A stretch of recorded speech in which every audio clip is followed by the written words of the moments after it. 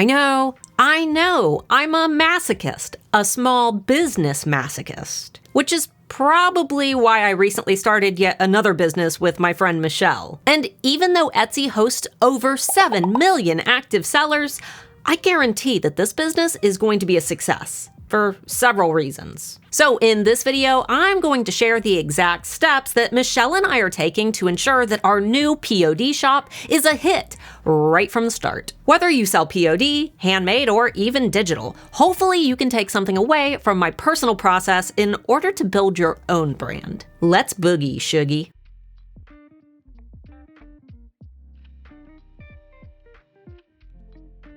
In case you're new here, my name is Starla Moore, founder of the Handmade Alpha Academy for Etsy sellers and manager at erank.com, Etsy's most popular SEO tool. And unfortunately on Etsy, many sellers believe that they can generate a quick AI image or toss a phrase on a few shirts, and bam, they'll be living the good life, sipping margaritas at their beachfront property in no time. I'm looking at you, Jay. We love you.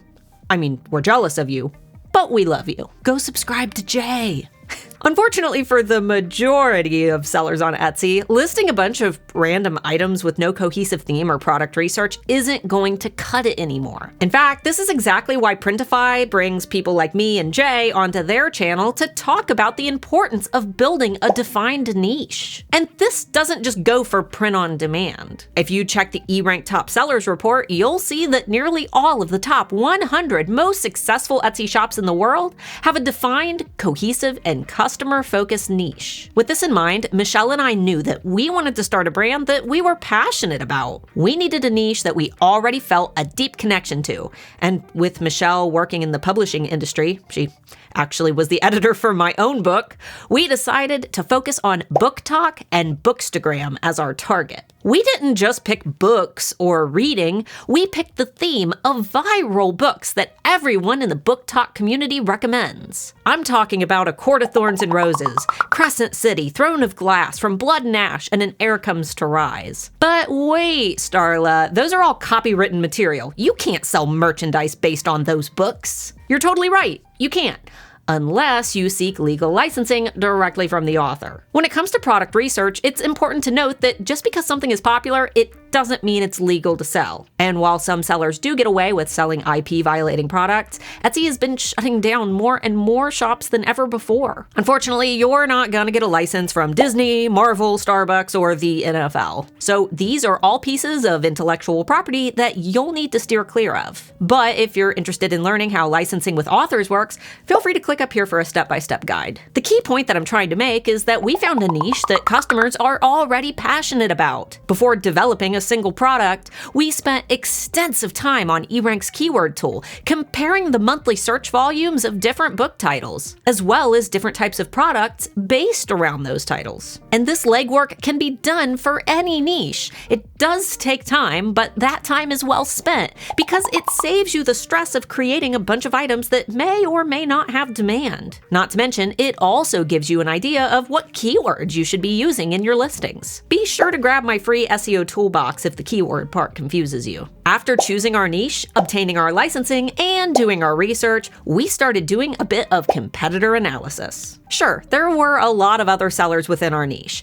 but many of them created items with the same imagery, the same quotes, and the same overall style. Not to mention, for the POD shops, many of them use the exact same mock-ups. So rather than doing what everyone else was doing, we worked on creating products exclusively in a watercolor style, something that we hadn't seen from any of our competitors. We also focused on quotes and moments from the books that weren't already wildly oversaturated with merchandise. This is where you need to put on your thinking caps for your own industry. When you search for your types of items on Etsy, what are your competitors doing? Is there any way that you can create the same items but with a different style? Are there any gaps that those competitors are leaving in the marketplace? And what can you create that's unique but still popular in your niche? For our shop, we decided to use as few mock-ups as possible and focused instead on ordering samples of our items so that we could take our own product photos. This allowed us to stage out our photos in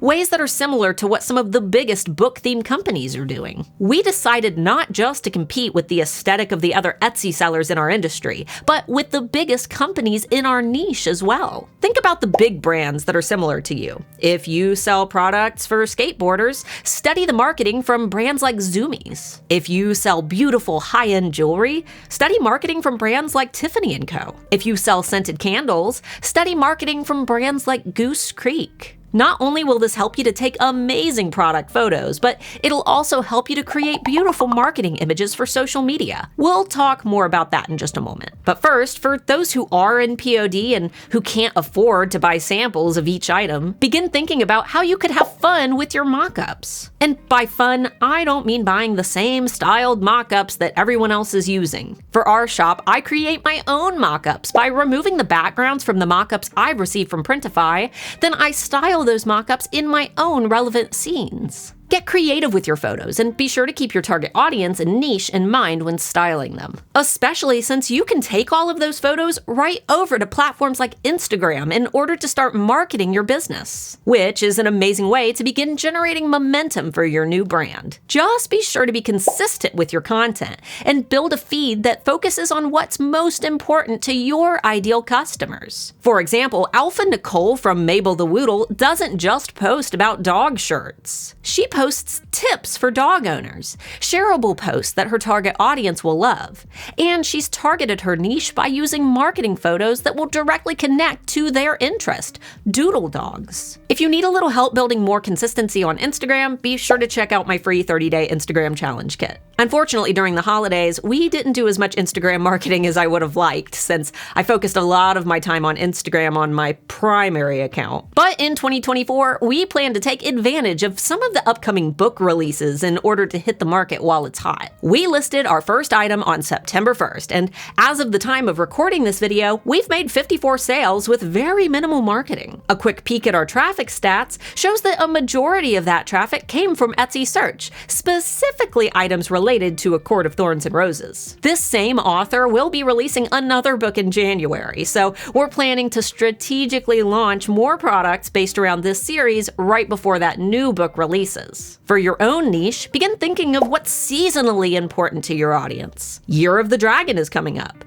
Pantone just released peach as the color of the year. And last month, capybaras exploded in popularity on Etsy. If you think that there's no way to find trending items with low competition, I promise you, there is, and I even have a video where I cover my trend predictions for 2024. Strategy in business begins with understanding your niche, analyzing your competitors, finding gaps in the marketplace, choosing a unique positioning point, and connecting with your ideal customers through your marketing. If that sounds like a lot of work, it's because it is, and every industry will see completely different results based on the demand that already exists for those types of items versus the levels of competition. Our niche isn't huge, so we didn't expect to build $1 million Etsy shop overnight. It's gonna take some time. But these are the building blocks of success. It takes time, work, and lots of love. But when you love what you do and you care about the customers that you serve, the work that you do stops feeling like work. And with a little science, a lot of data, and some help from a trusted Etsy expert, you'll be well on your way to Etsy success.